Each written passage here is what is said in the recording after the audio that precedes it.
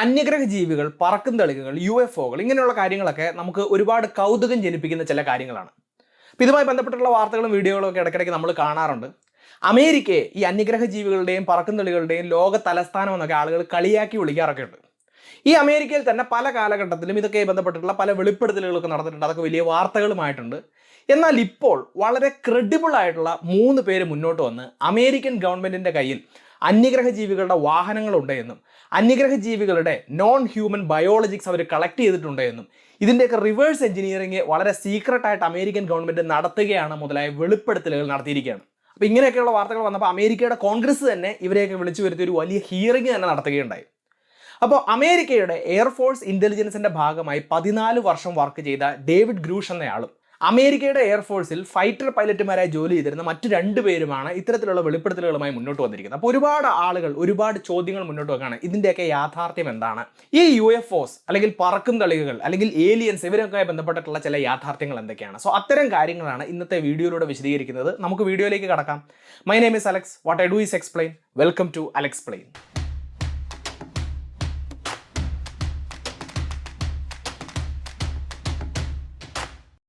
അപ്പോൾ ആദ്യം തന്നെ നമുക്ക് അമേരിക്കയിലെ UFOസും അല്ലെങ്കിൽ ഏലിയൻസ് ഒക്കെ ബന്ധപ്പെട്ടുള്ള വാർത്തകളുടെ ഒരു ചരിത്രം ഒന്ന് പരിശോധിച്ച് നോക്കാം.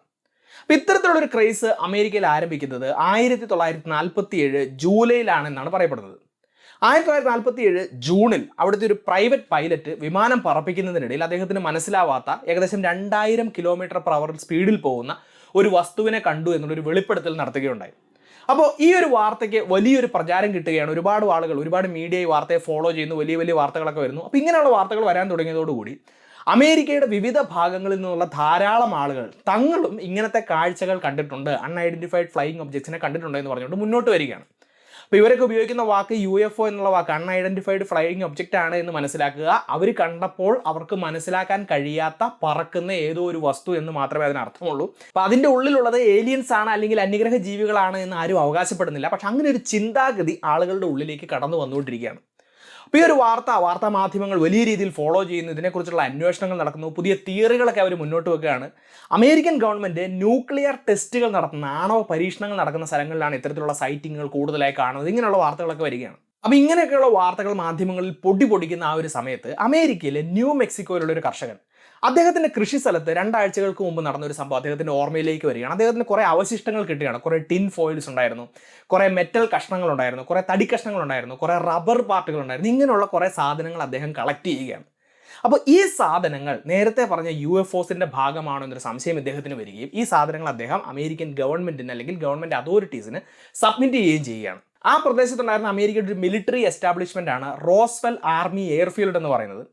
ഈ റോസ്വെൽ ആർമി എയർഫീൽഡിൻ്റെ തലവൻ പിറ്റേ ദിവസം തന്നെ സ്ഥിരീകരിക്കുകയാണ് ഇതൊരു അൺഐഡന്റിഫൈഡ് ഫ്ലൈയിങ് ഒബ്ജക്റ്റിൻ്റെ ഭാഗങ്ങളാണ് എന്നുള്ളത്. അങ്ങനെ ആ വാർത്തയ്ക്ക് വലിയൊരു പ്രാധാന്യം കിട്ടുന്നു. പക്ഷേ ഈ വാർത്ത കാട്ടുതീ പോലെ പടരുകയും ആളുകളുടെ ഉള്ളിൽ ഇതൊരു പാനിക്ക് സൃഷ്ടിക്കുകയും ചെയ്യുകയാണ്. അന്യഗ്രഹ ജീവികൾ ഭൂമിയെ ആക്രമിക്കാൻ പോകുന്ന മുതലായ ഒരു പേടി ആളുകളുടെ ഉള്ളിലേക്ക് വരുന്നു. തൊട്ടടുത്ത ദിവസം തന്നെ അമേരിക്കൻ ഗവൺമെൻറ്റും അമേരിക്കൻ ആർമിയും ഈ വാർത്തയെ നിഷേധിക്കുകയാണ്. അവർ പറയുകയാണ് അവർക്ക് തെറ്റുപറ്റിയതാണ്, ഇതൊരു വെതർ ബലൂണിൻ്റെ പാർട്ടുകളാണ് എന്ന്. ഈ കാലാവസ്ഥാ നിരീക്ഷണത്തിനൊക്കെ വേണ്ടിയിട്ട് ഒരുപാട് ബലൂണുകൾ, വെതർ ബലൂണുകൾ ആ കാലത്ത് അമേരിക്കയുടെ കയ്യിലുണ്ടായിരുന്നു. അത്തരത്തിലുള്ളൊരു വെതർ ബലൂൺ തകർന്ന് വീണതിൻ്റെ കഷ്ണങ്ങളാണ് എന്ന് അവർ സ്ഥിരീകരിക്കുകയും അങ്ങനെ ഈ വാർത്ത കെട്ടടങ്ങുകയും UFOസുമായിട്ട് ബന്ധപ്പെട്ടിട്ടുള്ള ഈ വാർത്തകളെല്ലാം കുറേ കാലത്തേക്ക് ഇല്ലാതാവുകയും ചെയ്യുന്നു.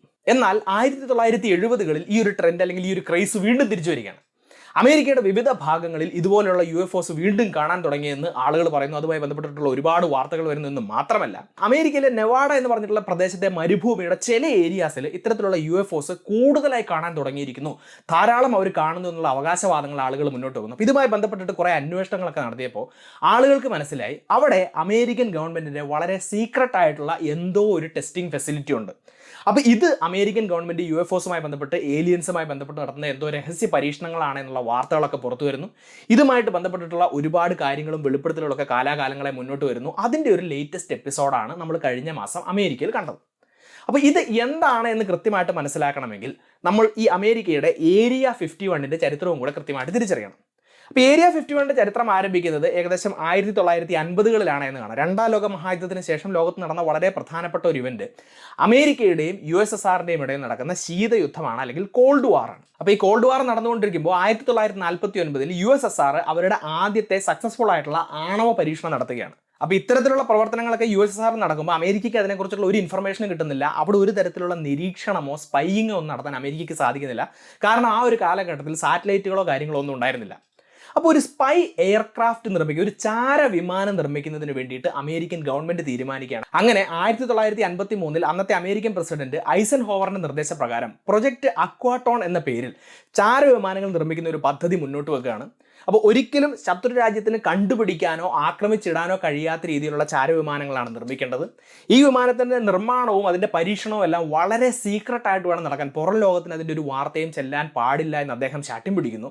അപ്പോൾ അത്തരത്തിലുള്ള പരീക്ഷണങ്ങളും നിർമ്മാണങ്ങളൊക്കെ നടത്തുന്നതിന് വേണ്ടി വളരെ സീക്രട്ട് ആയിട്ടുള്ള ഒരു ടെസ്റ്റിംഗ് ഫെസിലിറ്റി ആരംഭിക്കുന്നതിന് അനുയോജ്യമായിട്ടുള്ള ഒരു സ്ഥലം കണ്ടുപിടിക്കുന്നതിന് വേണ്ടിയിട്ട് 2 CIA ഓഫീസർമാരെ അമേരിക്കൻ പ്രസിഡന്റ് നേരിട്ട് അപ്പോയിന്റ് ചെയ്യുകയാണ്. അവർ ഒരുപാട് അന്വേഷണങ്ങളും കാര്യങ്ങളൊക്കെ നടത്തി നെവാഡ മരുഭൂമിയുടെ നടുക്ക് വളരെ സീക്രട്ട് ആയിട്ടുള്ള ഒരു സ്ഥലം കണ്ടുപിടിക്കുകയാണ്. ഓൾറെഡി അതിൻ്റെ തൊട്ടടുത്ത് തന്നെ അമേരിക്കയ്ക്ക് അവരുടെ ഒരു ന്യൂക്ലിയർ ടെസ്റ്റിംഗ് ഫെസിലിറ്റി ഉണ്ട്.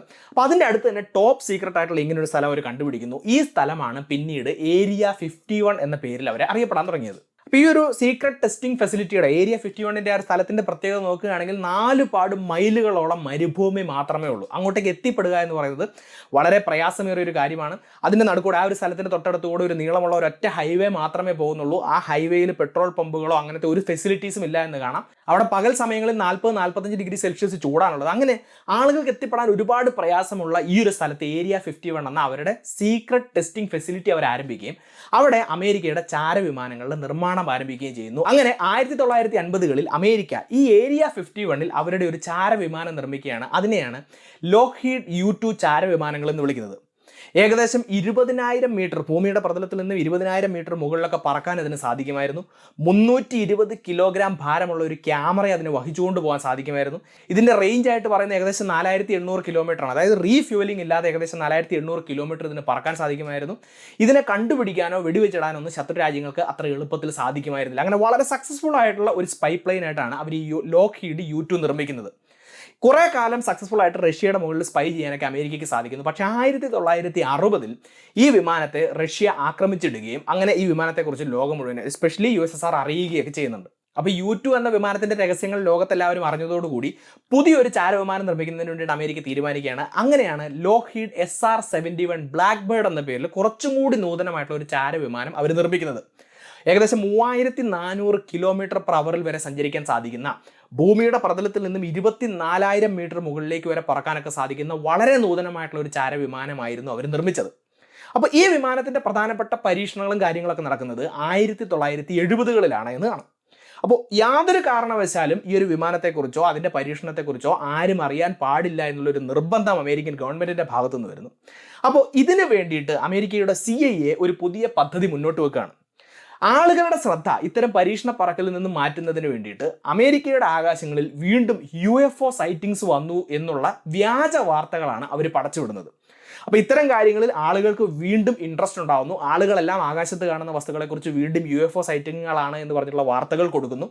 അമേരിക്കൻ ഗവൺമെൻറ്റിനോടും CIA ഇതിനെക്കുറിച്ചിട്ടുള്ള കാര്യങ്ങൾ ചോദിക്കുമ്പോൾ ഇത് UFO ആണോ എന്നോ അല്ലയോ എന്നുള്ളൊരു മറുപടി അവരുടെ ഭാഗത്തു നിന്ന് വരുന്നില്ല. ഒരു മൗനമായിട്ടുള്ള ഒരു ശരിവെക്കലായിരുന്നു അവരുടെ ഭാഗത്തു നിന്ന് വരുന്നത്. ഇത്രയും വന്നതോടുകൂടി ആളുകളെല്ലാം ഈ വാർത്തയെ പിന്നീട് ഏറ്റുപിടിക്കുകയും അങ്ങനെ പുതിയൊരു ക്രേസും പുതിയൊരു ട്രെൻഡും 1970കളിൽ അമേരിക്കയിൽ ആരംഭിക്കുകയും ചെയ്യുന്നു. സോ ഈ വീഡിയോയുടെ തുടക്കത്തിൽ ഞാൻ പറഞ്ഞിരുന്നു 1950കൾക്ക് ശേഷം UFO ക്രൈസ് അമേരിക്കയിലേക്ക് തിരിച്ചു വരുന്നത് 1970കളിലാണ് എന്ന്. അതിൻ്റെ ആരംഭം ഇങ്ങനെയായിരുന്നു, അല്ലെങ്കിൽ CIAയുടെ ഈ വ്യാജ വാർത്തകളിൽ നിന്നായിരുന്നു എന്ന് തിരിച്ചറിയുക. ഇവിടെ ഒരു കാര്യം കൂടെ തിരിച്ചറിയണം, നമുക്ക് അവിടുത്തെ ആളുകളെയും കുറ്റം പറയാൻ പറ്റില്ല. ഇപ്പം നമ്മളെയൊക്കെ സംബന്ധിച്ചിടത്തോളം നമ്മൾ ആകാശത്തേക്ക് നോക്കുമ്പോൾ ഒരു സാധാരണ വിമാനം കാണുകയാണെന്ന് പറഞ്ഞു കഴിഞ്ഞാൽ അത് ഭൂമിയുടെ പ്രതലത്തിൽ നിന്നും ഒരു 10 കിലോമീറ്ററോ 11 കിലോമീറ്ററോ ഒക്കെ മുകളിലായിരിക്കും പറക്കുക. അതിൻ്റെ ഒരു സ്പീഡ് എന്ന് പറയുന്നത് ഒരു മിനിമം സ്പീഡൊക്കെ ആയിരിക്കും. ഈ ഇത്തരത്തിലുള്ള ബ്ലാക്ക് ബേർഡ് SR-71 പോലെയുള്ള ചാരവിമാനങ്ങളെ സംബന്ധിച്ച് നോക്കുമ്പോൾ 24,000 മീറ്റർ 24 കിലോമീറ്റർ മുകളിലൂടെ അത്രയും സ്പീഡിലൊക്കെ പറക്കുമ്പോൾ, അത് മാത്രമല്ല ഈ പരീക്ഷണ പറക്കലുകൾ നടക്കുന്നത് ഏകദേശം സൺസെറ്റിൻ്റെ സമയത്താണ്. അപ്പോൾ സൂര്യൻ്റെ രശ്മികളൊക്കെ ഇത്തരത്തിലുള്ള വിമാനങ്ങളിലൊക്കെ തട്ടി പ്രതിഫലിക്കുമ്പോൾ അതിനൊരു ഷൈനിങ് എഫക്റ്റ് ഒക്കെ ഉള്ളതായിട്ട് തോന്നും. അപ്പോൾ ഇത്തരത്തിലുള്ള കാര്യങ്ങളൊക്കെ ആളുകൾ കാണുകയും UFOകളെ കുറിച്ചുള്ള വ്യാജ വാർത്തകളൊക്കെ ഇങ്ങനെ പരന്നു കിടക്കുകയും ചെയ്യുമ്പോൾ ഇത് അത് തന്നെയാണ് എന്ന് ആളുകൾ ഉറപ്പിക്കുന്നു. ആളുകളുടെ ശ്രദ്ധ പരിപൂർണമായിട്ടും അങ്ങോട്ട് പോകുന്നു. ഇത്തരത്തിലുള്ള സ്പൈ പ്ലെയിനുകളെ കുറിച്ചോ ഏരിയ 51 നടക്കുന്ന പരീക്ഷണങ്ങളെക്കുറിച്ചോ ആരും ബോധേഡാവുന്നില്ല. അങ്ങനെ അമേരിക്കൻ ഗവൺമെന്റിന്റെ ഈ പ്രൊജക്ട് വളരെ സീക്രട്ട് ആയിട്ട് മുന്നോട്ട് പോവുക എന്നുള്ളൊരു ലക്ഷ്യം വിജയിക്കുന്നത് നമുക്ക് കാണാം. ഇവിടെ ഒരു കാര്യം കൂടി നിങ്ങൾക്ക് ഇപ്പോൾ മനസ്സിലായിട്ടുണ്ടാവും, ഈ പരീക്ഷണ പറക്കലുകളൊക്കെ ഏറ്റവും കൂടുതൽ നടക്കുന്നത് ഈ ഏരിയ 51 എന്ന് പറഞ്ഞിട്ടുള്ള സ്ഥലത്താണ്. അതുകൊണ്ട് തന്നെ ഏറ്റവും കൂടുതൽ UFO സൈറ്റിങ്ങുകളും കാര്യങ്ങളൊക്കെ നടക്കുന്നതും ഈ ഏരിയ 51 എന്ന് പറഞ്ഞ സ്ഥലത്തായിരുന്നു. ഇതുമായി ബന്ധപ്പെട്ടിട്ട് ഒരുപാട് കോൺസ്പിരസി തിയറികൾ മുന്നോട്ട് വരികയാണ്. അമേരിക്കൻ ഗവൺമെന്റ് ഈ ഏരിയ 51 UFOസിന്റെ പരീക്ഷണങ്ങളാണ് നടക്കുന്നത്, അവിടെ ഏലിയൻസ് ഉണ്ടെന്നൊക്കെ പറഞ്ഞുള്ള കോൺസ്പിരസി തിയറികൾ മുന്നോട്ട് വരുന്നു. ഇനി 1947 ഇത് തന്നെയാണ് സംഭവിച്ചത് എന്ന് തിരിച്ചറിയുക. അന്ന് തകർന്നു വീണ് അന്ന് അവർക്ക് കിട്ടിയിട്ടുള്ള അവശിഷ്ടങ്ങൾ എന്ന് പറയുന്നത് ഒരു വെതർ ബലൂണിൻ്റെതായിരുന്നില്ല. ആ കാലത്ത് USSR ഏതെങ്കിലും തരത്തിലുള്ള ന്യൂക്ലിയർ ടെസ്റ്റ് നടത്തുന്നുണ്ടെങ്കിൽ അതിൽ നിന്ന് വരുന്ന സൗണ്ട് സിഗ്നലുകൾ ഐഡന്റിഫൈ ചെയ്യുന്നതിന് വേണ്ടിയിട്ടുള്ള മിലിറ്ററിയുടെ സ്പൈ ബലൂണുകളിൽ ഒന്നാണ് അന്ന് തകർന്നു വീണത്. അപ്പം അമേരിക്ക ചാരപ്രവർത്തികൾ നടത്തുന്നുണ്ട് എന്ന് അവർക്ക് സമ്മതിക്കാൻ മടിയുള്ളത് കൊണ്ടാണ് അത് UFO ആണ് എന്ന് അവർ ആദ്യം അംഗീകരിച്ചത്. എന്നാൽ ഈ ഒരു വാർത്ത ആളുകളുടെ ഇടയിൽ പേടി ഉണ്ടാക്കുന്നുണ്ട് എന്ന് മനസ്സിലാക്കിയതോടുകൂടി അതൊരു വെതർ ബലൂണാണ് എന്നുള്ളൊരു വാർത്ത അവർ പുറത്തു വിടുകയായിരുന്നു. ഇനി ഇത് മാത്രമല്ല, American government project blue book എന്ന് പറഞ്ഞുള്ള ഒരു പുതിയ പ്രൊജക്റ്റ് കൂടി മുന്നോട്ട് വെക്കുകയാണ്. അതിലെന്താണെന്ന് ചോദിച്ചു കഴിഞ്ഞാൽ, ഇപ്പോൾ ആളുകൾ ഒരു UFO സൈറ്റിങ്ങിനെ കുറിച്ച് പറയുമ്പോൾ അത് എവിടെയാണ്, ആകാശത്തിന്റെ ഏത് ഭാഗത്താണ് കണ്ടത്, ഏത് സമയത്താണ് കണ്ടത് എന്ന് പറയും. അപ്പോൾ അതിനെയും അമേരിക്ക ആ സമയത്ത് നടത്തിയിട്ടുള്ള പരീക്ഷണ പറക്കലുകളുടെ ഡേറ്റയും കമ്പയർ ചെയ്തിട്ട് ഇവർ കണ്ടതെല്ലാം അമേരിക്ക നടത്തിയിട്ടുള്ള പരീക്ഷണ പറക്കലുകളാണ് എന്ന് അവർ മാച്ച് ചെയ്ത് പ്രൂവ് ചെയ്യാൻ അമേരിക്കൻ ഗവൺമെന്റിന് സാധിച്ചിട്ടുണ്ട്. അപ്പോൾ ഈ തരത്തിലെല്ലാം UFO സൈറ്റിങ്ങുകളൊന്നും ശരിയായിരുന്നില്ല, അല്ലെങ്കിൽ അതൊരു ഫേക്ക് സ്റ്റോറി ആയിരുന്നു എന്ന് അമേരിക്കൻ ഗവൺമെന്റ് തന്നെ പറയുന്നുണ്ട്. പക്ഷെ നിങ്ങൾ എല്ലാവരും ഒരു പഴഞ്ചൊല്ല് കേട്ടിട്ടുണ്ടായിരിക്കും, സത്യം ചെരുപ്പിടാൻ തുടങ്ങുമ്പോഴേക്കും നുണ ലോകത്തിന്റെ പകുതി ദൂരം സഞ്ചരിച്ചിട്ടുണ്ടാവുമെന്ന്. അത് തന്നെയാണ് ഇവിടെ സംഭവിച്ചത്. അമേരിക്കൻ ഗവൺമെന്റ് ഒരു കാലത്ത് ഇത് വലിയ സീക്രട്ട് ആയിട്ട് മെയിൻറ്റെയിൻ ചെയ്തു സത്യാവസ്ഥ എന്താണെന്ന് ലോകത്തോട് പറയാൻ തയ്യാറായില്ല.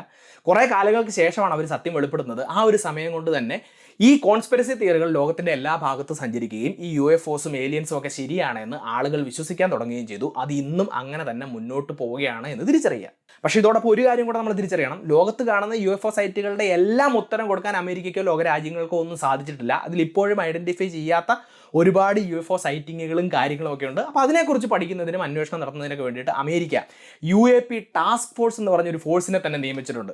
അൺഐഡന്റിഫൈഡ് ഏരിയൽ ഫിനോമിനൻസ് എന്ന് പറഞ്ഞിട്ടുള്ള ഒരു വാക്കാണ് അവർ ഉപയോഗിക്കുന്നത്. കാരണം UFO എന്ന് പറഞ്ഞിട്ടുള്ള വാക്ക് കൃത്യമായിട്ടും ഏലിയൻസ് ഒക്കെ ആയിട്ട് ബന്ധപ്പെടുത്തിയിട്ട് മാത്രമേ ആളുകൾ ഇപ്പോൾ ഉപയോഗിക്കുന്നുള്ളൂ. അതിന് പകരമായിട്ട് അൺഐഡന്റിഫൈഡ് ഏരിയൽ ഫിനോമിന അല്ലെങ്കിൽ UAP ടാസ്ക് ഫോഴ്സ് എന്ന് പറഞ്ഞിട്ടുള്ള ഒരു ഫോഴ്സിനെ നിയമിക്കുന്നു. അതിന്റെ ഭാഗത്തുനിന്നുള്ള അന്വേഷണങ്ങൾ നടന്നു. പല ലോകരാജ്യങ്ങളും അവരുടേതായിട്ടുള്ള അന്വേഷണങ്ങളും കാര്യങ്ങളൊക്കെ നടത്തുന്നുണ്ട് എന്നുള്ളതും തിരിച്ചറിയാം. അപ്പോൾ ഇവിടെ ഒരുപാട് ആളുകൾ മറ്റൊരു സംശയം മുന്നോട്ട് വെക്കുന്നുണ്ട്, ഇത് അമേരിക്കയുടെ കാര്യമല്ലേ, അവരുടെ ചാരവിമാനങ്ങളുടെ പരീക്ഷണ പറക്കൽ സീക്രട്ടായിട്ട് വെക്കുന്നതിന് വേണ്ടിയിട്ട് അവർ ഇതുപോലെയുള്ള ഫേക്ക് സ്റ്റോറീസ് ഉണ്ടാക്കിയെന്നൊക്കെ പറയുന്നത് അമേരിക്കയുമായി ബന്ധപ്പെട്ടുള്ള കാര്യങ്ങളല്ല. പക്ഷേ ലോകത്തിന്റെ പല ഭാഗത്തും ആളുകൾ മുന്നോട്ട് വന്നിട്ട് അവർ പറക്കും തെളികൾ കണ്ടു എന്നും അന്യഗ്രഹ ജീവികളുടെ പ്രസൻസ് അവർക്ക് ഉണ്ടായി എന്നൊക്കെ പറഞ്ഞിട്ടുള്ള വെളിപ്പെടുത്തലുകളും കാര്യങ്ങളൊക്കെ നടത്തുന്നുണ്ട്. അപ്പോൾ ഇതിന്റെ സത്യാവസ്ഥ എന്താണ്? അപ്പോൾ ഇവിടെ നമ്മൾ മനസ്സിലാക്കേണ്ടത്, ശാസ്ത്രലോകം ഇവിടെ ഒരുപോലെ അംഗീകരിക്കുന്ന ഒരു കാര്യമുണ്ട്. ലോകത്തിന്റെ ചരിത്രത്തിൽ ഇന്ന് വരെ ആർക്കും കൃത്യമായിട്ടുള്ള തെളിവുകളോടുകൂടി ഇവിടെ പറക്കും തെളിവുകൾ വന്നതായിട്ടോ അന്യഗ്രഹ ജീവികൾ വന്നതായിട്ടോ തെളിയിക്കാൻ സാധിച്ചിട്ടില്ല. ഒരു തെളിവുകളും ശാസ്ത്രലോകത്തിന് മുന്നിൽ ഇതുവരെ വന്നിട്ടില്ല. ഇവിടെ കൗതുകമുണർത്തുന്ന മറ്റൊരു കാര്യം കൂടെ നമ്മൾ മനസ്സിലാക്കണം. ഇത്തരത്തിലുള്ള വെളിപ്പെടുത്തലുകൾ അല്ലെങ്കിൽ ഇത്തരത്തിലുള്ള വാദങ്ങളൊക്കെ ആയിട്ട് മുന്നോട്ട് വരുന്ന ആളുകളിൽ ഒരു പ്രത്യേക വിഭാഗം ആളുകളെ നമ്മൾ കാണുന്നില്ല. അവരാണ് വാന നിരീക്ഷകരെന്ന് പറയുന്നത്. ഈ വാന നിരീക്ഷകരിൽ രണ്ട് തരത്തിലുള്ള ആളുകളുണ്ട്. പ്രൊഫഷണലായിട്ട് ഒരു ജോലിയുടെ ഭാഗമായിട്ട് കൃത്യമായിട്ട് ചെയ്യുന്ന ആളുകളുണ്ട്. ഇപ്പോൾ നാസയിലും ISROയിലൊക്കെ വർക്ക് ചെയ്യുന്ന ആളുകൾ പ്രൊഫഷണലായിട്ട് വാന നിരീക്ഷണം നടത്തുന്നവരാണ്. എന്നാൽ വളരെ വലിയൊരു ക്രൗഡ് അമേച്വർ ആയിട്ടുള്ള വാന നിരീക്ഷകർ നമ്മുടെ ഈ ലോകത്തുണ്ട്. കൃത്യമായിട്ട് ഒരു ഹോബിയുടെ ഭാഗമായിട്ടോ ഇൻട്രസ്റ്റിന്റെ ഭാഗമായിട്ടോ എല്ലാ കാലത്തും ആകാശത്തേക്ക് നോക്കിയിരിക്കുകയും പഠനങ്ങൾ നടത്തുകയും ചെയ്യുന്ന ആളുകളുണ്ട്. ഇത്തരം ആളുകളിൽ നിന്നും ഇതുപോലത്തെ UFO സൈറ്റിങ്ങിനെ കുറിച്ചോ ഏലിയൻസിന്റെ പ്രസൻസിനെ കുറിച്ചോ ഒരു തരത്തിലുള്ള വാദങ്ങളും മുന്നോട്ട് വന്നിട്ടില്ല. അതിന്റെ കാരണം എന്താണെന്ന് ചോദിച്ചു കഴിഞ്ഞാൽ, അവർ ആകാശത്തേക്ക് നോക്കുമ്പോൾ കാണുന്നത് എന്താണെന്ന് കൃത്യമായിട്ട് അവർക്ക് തിരിച്ചറിയാൻ പറ്റും. അതിനുള്ള അറിവ് അവർക്കുണ്ട്.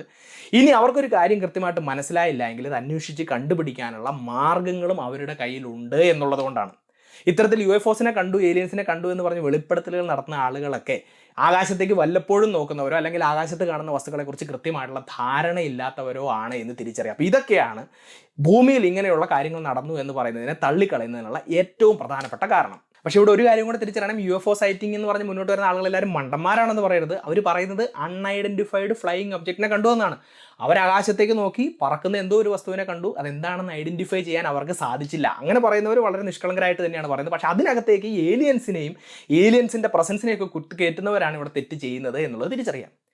എന്നാലും നമുക്കൊരു സംശയം തോന്നി, ഈ പ്രപഞ്ചം എന്ന് പറയുന്നത് അനന്തം അജ്ഞാത ഓർണനിയും നമ്മൾ പറയാറുണ്ട്, ഇങ്ങനെ നീണ്ടു പരന്ന് കിടക്കുകയാണ്. ഇവിടെ എവിടെയെങ്കിലുമൊക്കെ അന്യഗ്രഹ ജീവികൾ ഉണ്ടാവില്ലേ, അവർ ഭൂമിയിലേക്ക് വരാനുള്ള സാധ്യതയില്ലേ എന്നുള്ളൊരു സംശയം നമുക്ക് തോന്നും.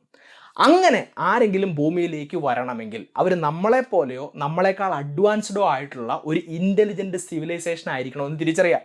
അവരുടെ കയ്യിൽ നമ്മുടെ കയ്യിലുള്ളതിനേക്കാളൊക്കെ വളരെ അഡ്വാൻസ്ഡ് ആയിട്ടുള്ള ടെക്നോളജികളും കാര്യങ്ങളൊക്കെ വേണം. കാരണം ഒരുപാട് പ്രകാശ വർഷങ്ങൾ, ആയിരക്കണക്കിന് പതിനായിരക്കണക്കിന് പ്രകാശ വർഷങ്ങൾ സഞ്ചരിച്ച് വേണം അവർക്ക് ഭൂമിയിലേക്ക് എത്താൻ. അപ്പോൾ അത്രയും സ്പീഡിൽ സഞ്ചരിക്കാൻ പറ്റുന്ന വാഹനങ്ങൾ അവർക്ക് വേണം. അത്രയും കാലം ജീവിച്ചിരിക്കാൻ പറ്റുന്ന ജീവികൾ അവിടെ ഉണ്ടായിരിക്കണം. അത്രയും എനർജി കൺസ്യൂം അല്ലെങ്കിൽ അത്രയും എനർജി പ്രൊഡ്യൂസ് ചെയ്യാനൊക്കെ അവർക്ക് സാധിക്കണം. ഇത്രയും ഇൻ്റലിജൻ്റ് ആയിട്ടുള്ള, ഇത്രയും ഫാസ്റ്റ് ഫോർവേഡ് ആയിട്ടുള്ള സിവിലൈസേഷൻസ് ഉണ്ടെങ്കിൽ മാത്രമേ അവർക്ക് നമ്മുടെ ഇങ്ങോട്ടേക്ക് വരാൻ പറ്റുകയുള്ളൂ. അപ്പം നമ്മളെപ്പോലെയുള്ള എത്ര സിവിലൈസേഷൻസ് ഈ പ്രപഞ്ചത്തിലുണ്ട് എന്ന് കണ്ടുപിടിക്കുന്നതിന് വേണ്ടിയിട്ട് ഒരു ഇക്വേഷൻ തന്നെയുണ്ട്. അതിനെയാണ് ഡ്രേക്ക് ഇക്വേഷൻ എന്ന് പറയുന്നത്. ഡ്രേക്ക് എന്ന് പറഞ്ഞൊരു സയൻറ്റിസ്റ്റാണ് ഇക്വേഷൻ മുന്നോട്ട് വച്ചിരിക്കുന്നത്. കൃത്യമായിട്ട് പ്രപഞ്ചത്തിൽ ഇത്രയും സിവിലൈസേഷൻ ഉണ്ടെന്ന് പറയുകയല്ല, ഇത്രയൊക്കെ സിവിലൈസേഷൻസ് ഉണ്ടാവാനുള്ള സാധ്യതയുണ്ട് എന്നാണ് അദ്ദേഹത്തിൻ്റെ ഇക്വേഷനിൽ പറയുന്നത്. ആ ഇക്വേഷനെ ഒന്ന് സോൾവ് ചെയ്ത് നോക്കിയാൽ പല ശാസ്ത്രജ്ഞന്മാരും അഭിപ്രായപ്പെടുന്നത് നമ്മുടെ ഈ മിൽക്കി വേ ഗാലക്സിയിൽ മാത്രം ഏകദേശം 10,000-ഓളം ഇൻ്റലിജൻറ്റ് സിവിലൈസേഷൻസ് ഉണ്ടാവാമെന്നാണ്. അതായത് ഭൂമിയിലെ മനുഷ്യരെ പോലെയുള്ള ഇൻ്റലിജൻറ്റ് സിവിലൈസേഷൻസ് ഈ മിൽക്കി വേയിൽ തന്നെ 10,000 എണ്ണത്തോളം ഉണ്ടാകും. ഈ പ്രപഞ്ചം മുഴുവൻ നോക്കുകയാണെങ്കിൽ നമുക്ക് എണ്ണാൻ കഴിയുന്നതിന് മുകളിലേക്ക് ഉണ്ടാവാം എന്നാണ് പറയുന്നത്. ഇപ്പോൾ എല്ലാവർക്കും വലിയ രീതിയിലുള്ള ഒരു സംശയം തോന്നും. ഇതിൽ 0.001% സത്യമാണെങ്കിൽ, അതായത് മിൽക്കി വേ ഗാലക്സിയിൽ അറ്റ്ലീസ്റ്റ് നമ്മളെപ്പോലെയോ നമ്മളെക്കാൾ അഡ്വാൻസ്ഡ് ആയിട്ടുള്ള ഒരു സിവിലൈസേഷൻ എങ്കിലും ഉണ്ടെങ്കിൽ നമ്മുടെ ഈ ഭൂമിയിൽ അറ്റ്ലീസ്റ്റ് ഒരു UFO എങ്കിലും അല്ലെങ്കിൽ ഒരു ഏലിയൻ്റെ എങ്കിലും പ്രസൻസ് ഉണ്ടാവേണ്ടതല്ലേ എന്നുള്ളൊരു സംശയം നമുക്ക് തോന്നും. അതെന്തുകൊണ്ടാണ് ഉണ്ടാവാത്തത് എന്നുള്ള ചോദ്യത്തിന് ഫെർമി പാരഡോക്സ് ആണ് ഉത്തരം പറയുന്നത്. ഒന്ന്, നമ്മൾ വളരെ റെയർ ആയിട്ടുള്ള ഒരു ജീവിവർഗമാണ് അല്ലെങ്കിൽ ഒരു സിവിലൈസേഷനാണ്. എന്തൊക്കെയോ ഭാഗ്യം കൊണ്ട് അല്ലെങ്കിൽ ഈ പ്രപഞ്ചത്തിൻ്റെ ചരിത്രത്തിൽ സംഭവിച്ച എന്തൊക്കെയോ വളരെ റെയർ ആയിട്ടുള്ള ഇവൻറ്റുകൾ കൊണ്ടാണ് നമ്മളെപ്പോലെ ഒരു സിവിലൈസേഷൻ ഇവിടെ ഉണ്ടായത്. നമ്മളെപ്പോലെ ഈ പ്രപഞ്ചത്തിൽ മറ്റാരുമില്ല. അതുകൊണ്ടാണ് മറ്റാരും ഈ ഭൂമിയിലേക്ക് വരാത്തതെന്നാണ് ഒന്നാമത്തെ ചാൻസ് പറയുന്നത്. ഇനി ഫെർമി പാരഡോക്സിൽ രണ്ടാമത്തെ ചാൻസ് ആയിട്ട് പറയുന്നത് ഈ പ്രപഞ്ചത്തിൽ ഇത്രയും ഇൻ്റലിജൻറ്റ് സിവിലൈസേഷൻ ആയിട്ട് ആദ്യം മാറിയിരിക്കുന്നത് ഭൂമിയിലെ മനുഷ്യനാണ്. ബാക്കിയുള്ളവരെല്ലാം പതുക്കെ പതുക്കെ ഇൻ്റലിജൻ്റ് ആയിട്ട് വരുന്നതേ ഉള്ളൂ. ഒരു കാലഘട്ടത്തിൽ അവർ നമ്മളെപ്പോലെ അല്ലെങ്കിൽ നമ്മളെക്കാളുള്ള അഡ്വാൻസ്ഡ് ആയിട്ടുള്ള ഒരു സിവിലൈസേഷൻ ആയിട്ട് മാറുകയും ഭൂമിയിലേക്ക് ഇതുപോലെ അന്യഗ്രഹ ജീവികളായിട്ട് പറന്നു വരികയൊക്കെ ചെയ്തേക്കാം. അതുകൊണ്ട് നമ്മൾ ആദ്യത്തേതാണ്, നമുക്ക് ഇനിയും കാത്തിരിക്കേണ്ടി വരുമെന്ന് പറയുന്നു. ഇനി ഇതിനകത്ത് മൂന്നാമത്തെ ചാൻസ് ആയിട്ട് പറയുന്നത് നമ്മൾ അവസാനത്തെ സിവിലൈസേഷൻ ആണ് എന്നാണ്. എന്താണെന്ന് ചോദിച്ചു കഴിഞ്ഞാൽ പ്രപഞ്ചത്തിൽ അങ്ങോളം ഇങ്ങോളമായിട്ട് നമ്മളെപ്പോലെയോ നമ്മളെക്കാൾ അഡ്വാൻസ്ഡ് ആയിട്ടുള്ള ഒരുപാട് ഇൻ്റലിജൻറ്റ് സിവിലൈസേഷൻസ് ഉണ്ട്. പക്ഷേ അവർക്കൊന്നും ഒരു പരിധിക്ക് അപ്പുറത്തേക്ക് വളരാൻ സാധിക്കില്ല. അവരിങ്ങനെ വളർന്ന് വന്ന് ഏതെങ്കിലും ഒരു സമയത്ത് അവർക്കെല്ലാം വംശനാശം സംഭവിക്കുക അല്ലെങ്കിൽ അവരെല്ലാം എക്സ്റ്റിൻ്റ് ആയി പോവുകയുമാണ് ചെയ്യുന്നത്. നമ്മൾ വിചാരിക്കുന്നത് നമ്മുടെ ശാസ്ത്രമൊക്കെ ഒരുപാട് വളർന്ന് നമുക്ക് മറ്റ് ഗ്രഹങ്ങളിലേക്കും ഗാലക്സികളിലേക്കൊക്കെ പോകാൻ സാധിക്കുന്നതാണ്. പക്ഷേ ഏതെങ്കിലും ഒരു സമയത്ത് നമുക്കും നാശം സംഭവിച്ചേക്കാം എന്ന് പറയുന്നതിനെയാണ് മൂന്നാമത്തേതായിട്ട് പറയുന്നത്. അതുകൊണ്ട് നമുക്ക് മുന്നേ ഉണ്ടായിരുന്ന എല്ലാവരും നശിച്ചുപോയി, അവർക്ക് ഇങ്ങോട്ട് എത്താൻ സാധിച്ചില്ല, നമുക്കും അത് തന്നെ സംഭവിക്കാൻ പോകുന്നു എന്ന് പറഞ്ഞു. ഇനി ഏലിയൻസ് എന്തുകൊണ്ട് ഭൂമിയിലേക്ക് വരുന്നില്ല എന്നതിന് മറ്റൊരു കാരണവും കൂടെ ചില ആളുകൾ പറയുന്നുണ്ട്. അത് ഇതാണ്: ഓൾറെഡി പ്രപഞ്ചത്തിൻ്റെ പല ഭാഗത്തും നമ്മളെപ്പോലെ അല്ലെങ്കിൽ നമ്മളെക്കാൾ അഡ്വാൻസ്ഡ് ആയിട്ടുള്ള ആളുകളുണ്ട്, ഏലിയൻസ് ഉണ്ട്. അവർക്ക് നമ്മളിവിടെ ഉള്ളതായിട്ടും നമ്മളെക്കുറിച്ചൊക്കെ കൃത്യമായിട്ട് അറിയാം. പക്ഷേ എന്തൊക്കെയോ കാരണങ്ങൾ കൊണ്ട് അവർ നമ്മളെ കോൺടാക്റ്റ് ചെയ്യണ്ട എന്ന് വെച്ചിരിക്കുകയാണ്. അങ്ങനെ ഒരു തിയറിയും കൂടെ മുന്നോട്ട് വെക്കുന്നുണ്ട്. അപ്പോൾ ഇതൊക്കെല്ലാം തിയറികളാണെന്ന് മനസ്സിലാക്കുക. നിലവിൽ ഈ ഏലിയൻസിനെ കണ്ടുപിടിക്കാനോ അല്ലെങ്കിൽ ഏലിയൻസിനെ ഇങ്ങോട്ട് വിളിച്ചുകൊണ്ട് വരാനോ എന്തെങ്കിലും കാര്യങ്ങൾ ചെയ്യുന്നുണ്ടോ എന്ന് ചോദിച്ചു കഴിഞ്ഞാൽ അതിൽ ഒരു കാര്യം നമ്മൾ ചെയ്യുന്നത് ഭൂമിയിൽ നിന്നും റേഡിയോ സിഗ്നൽസ് പ്രപഞ്ചത്തിൻ്റെ വിവിധ ഭാഗങ്ങളിലേക്ക് വിടുക എന്നുള്ളതാണ്. അപ്പോൾ നമ്മുടെ റേഡിയോ സിഗ്നൽസ് നമ്മൾ പ്രപഞ്ചത്തിൻ്റെ എല്ലാ ഭാഗങ്ങളിലേക്കും വിടുമ്പോൾ അവിടേക്ക് ഇതുപോലത്തെ ഏതെങ്കിലും സിവിലൈസേഷൻസ് ഉണ്ടെങ്കിൽ അവർക്ക് ഈ സിഗ്നൽസിനെ ഐഡൻറ്റിഫൈ ചെയ്യാനും നമ്മളിവിടെ ഉണ്ടെന്ന് മനസ്സിലാക്കാനൊക്കെ സാധിക്കുന്നതാണ് ഒന്നാമത്തെ കാര്യം. രണ്ടാമത്തേത്, നമ്മളെപ്പോലെ തന്നെ ചിന്തിച്ച് പ്രപഞ്ചത്തിൻ്റെ മറ്റേതെങ്കിലും ഭാഗത്ത് നിന്ന് ഇതുപോലത്തെ സിഗ്നലുകൾ ആരെങ്കിലും പുറത്തേക്ക് വിടുന്നുണ്ടെങ്കിൽ ആ സിഗ്നൽസിനെ അബ്സോർബ് ചെയ്യുന്നതിന് വേണ്ടിയിട്ട് കൃത്യമായിട്ടുള്ള അബ്സോർപ്ഷൻ അല്ലെങ്കിൽ അതിനെ റിസീവ് ചെയ്യുന്നതിന് വേണ്ടിയിട്ടുള്ള കാര്യങ്ങളൊക്കെ ഭൂമിയുടെ പല ഭാഗത്ത് നടക്കുന്നുണ്ട്. ഇതിനാണ് സേറ്റി എന്ന് പറയുന്നത്. ഇത്തരത്തിലുള്ള ഓപ്പറേഷൻസ് ഒക്കെ നടന്നുകൊണ്ടിരിക്കുകയാണെന്ന് തിരിച്ചറിയാം. അപ്പോൾ UFOസിനെ കുറിച്ചും ഏലിയൻസ് ഒക്കെ ബന്ധപ്പെട്ടുള്ള ചില പുതിയ അറിവുകൾ ഇന്നത്തെ വീഡിയോയിലൂടെ നിങ്ങൾക്ക് നൽകാൻ സാധിച്ചിട്ടുണ്ടെന്ന് വിശ്വസിക്കുന്നു. എന്നാൽ ഇതുമായി ബന്ധപ്പെട്ടിട്ട് ആളുകൾ ഉന്നയിക്കുന്ന മറ്റൊരു പ്രധാനപ്പെട്ട ചോദ്യവും കൂടിയുണ്ട്. വളരെ അമേച്ചറായിട്ടുള്ള ആളുകളാണ് UFO സൈറ്റിങ്ങിനെ കുറിച്ചും ഏലിയൻസിൻ്റെ പ്രസൻസിനെ കുറിച്ചൊക്കെ വെളിപ്പെടുത്തലുകൾ ഇത്രയും കാലവും നടത്തിയത്. എന്നാൽ അമേരിക്കയിൽ ഇപ്പോൾ ഈ വെളിപ്പെടുത്തലുകൾ നടത്തിയത് ഇതൊക്കെയായി ബന്ധപ്പെട്ട് പ്രവർത്തിച്ചിരുന്ന ആളുകൾ തന്നെയാണ്. എയർഫോഴ്സ് ഇൻ്റലിജൻസ്, അതുപോലെ തന്നെ അമേരിക്കയുടെ UAP ടാസ്ക് ഫോഴ്സ്, ഇങ്ങനെയൊക്കെയുള്ള കാര്യങ്ങളിൽ വർക്ക് ചെയ്തിരുന്ന ആളുകളാണ് ഇപ്പം മുന്നോട്ട് വന്നിരിക്കുന്നത്. അപ്പോൾ അവിടുത്തെ പോസിബിലിറ്റീസ് എന്തൊക്കെയാവാം? 3 പ്രധാനപ്പെട്ട കാര്യങ്ങളാണ് ആളുകൾ മുന്നോട്ട് വെക്കുന്നത്. ഒന്നെങ്കിൽ അവർ പറയുന്നത് സത്യമായിരിക്കും, അവർ കൃത്യമായിട്ട് കണ്ടതുകൊണ്ട് തന്നെയായിരിക്കാം. അമേരിക്ക ഇതിനെയൊക്കെ പൂഴ്ത്തി വെച്ചിരിക്കുകയായിരിക്കാം. ഇതിനെയൊന്നും പുറത്തു വിടാതിരിക്കുന്നതിന് വേണ്ടിയിട്ടാണ് ഇത്രയും വലിയ ചരിത്രവും കഥകളും ഒക്കെ അമേരിക്കൻ ഗവൺമെൻറ് ചിലപ്പോൾ പുറത്തു വിടുന്നത് എന്ന് പറയുന്നത്. അതാണ് ഒന്നാമത്തെ പോസിബിലിറ്റി. രണ്ടാമത്തെ പോസിബിലിറ്റി ആയിട്ട് പറയുന്നത് അവർ വെറുതെ ഫെയിമിന് വേണ്ടി ചെയ്യുന്നതായിരിക്കും, കോൺസ്പിറസി തിയറീസിൻ്റെ ഒക്കെ ഭാഗമായിട്ട് വെറുതെ വന്ന് പറയുന്ന നുണകളായിരിക്കും എന്ന് പറയുന്നു. മൂന്നാമത്തെ പോസിബിലിറ്റി ആയിട്ട് പറയുന്നത് അമേരിക്കൻ ഗവൺമെൻറ് തന്നെ മുന്നോട്ട് വെച്ചിട്ടുള്ള ഒരു പുതിയ ഫേക്ക് സ്റ്റോറിയാണ് എന്നാണ്. ലോകത്തിൻ്റെ പല ഭാഗത്തും പ്രശ്നങ്ങൾ നടക്കുന്നു, അമേരിക്കയുടെ ഉള്ളിലും വലിയ രീതിയിലുള്ള പ്രശ്നങ്ങൾ, സാമ്പത്തിക പ്രതിസന്ധികളും കാര്യങ്ങളൊക്കെ ഉണ്ടാകുന്നു. അതിൽ നിന്നും ആളുകളുടെ ശ്രദ്ധ തിരിച്ചുവിടാൻ അല്ലെങ്കിൽ ആളുകൾ ഒരിക്കലും അറിയരുത് എന്ന് അമേരിക്ക ആഗ്രഹിക്കുന്ന വിഷയങ്ങളെ മൂടിവെക്കാൻ പണ്ട് 1970-ലൊക്കെ ചെയ്തതുപോലെ പുതിയ ഫേക്ക് സ്റ്റോറീസ് ഗവൺമെൻറ് തന്നെ മുന്നോട്ട് വെക്കുന്നതാണ് എന്ന് പറയുന്നു. ഇതിലേതാണ് ശരിയെന്നുള്ള നിങ്ങളുടെ അഭിപ്രായങ്ങൾ, നിങ്ങളുടെ നിർദ്ദേശങ്ങൾക്കും സംശയങ്ങൾക്കും നിങ്ങൾക്കറിയാവുന്ന എക്സ്ട്രാ പോയിന്റുകൾക്കും ഒപ്പം നിങ്ങൾ കമൻറ്റ് ബോക്സിൽ രേഖപ്പെടുത്തുക. ഈ വീഡിയോ മറ്റുള്ളവർ കാണുന്നത് നല്ലതാണെന്ന് തോന്നുന്നുണ്ടെങ്കിൽ നിങ്ങൾ ഈ വീഡിയോ ഷെയർ ചെയ്യുക. ഇതുപോലത്തെ നല്ല നല്ല വീഡിയോസുമായി വീണ്ടും വരുന്നത് വരേക്കും നന്ദി.